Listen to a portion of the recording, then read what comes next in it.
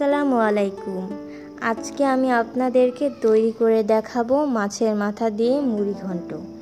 প্রথমে মুগ ডাল ভেজে নিতে হবে। কালচে করে ভাজা যাবে না, বাদামি হয়ে এলেই নামিয়ে নিতে হবে। ভাজা ডালের মধ্যে গরম পানি দিয়ে 1 ঘন্টা ভিজিয়ে রাখতে হবে। এখন মাথাগুলো ভালোভাবে ভেজে নিতে হবে। ভেজে নেওয়া হয়ে গেলে একটি কড়াইতে তেল গরম করে তার মধ্যে দিয়ে দিচ্ছি পেঁয়াজ কুচি। এর সাথে দিয়ে দিচ্ছি একটি শুকনো মরিচ ও গোটা জিরা।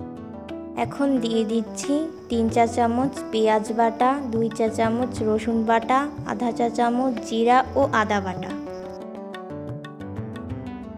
1 চা চামচ হলুদ গুঁড়া, মরিচ গুঁড়া ও স্বাদ অনুযায়ী লবণ দিয়ে মশলা কষাতে হবে।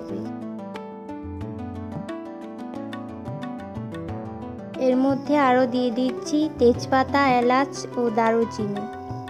এখন অল্প পরিমাণে পানি দিয়ে একটু কষিয়ে নেব। তারপর ভেজে রাখা মাথাগুলো দিয়ে দেব। এখন দিয়ে দিচ্ছি ভিজিয়ে রাখা ডাল ও কাঁচামরিচ।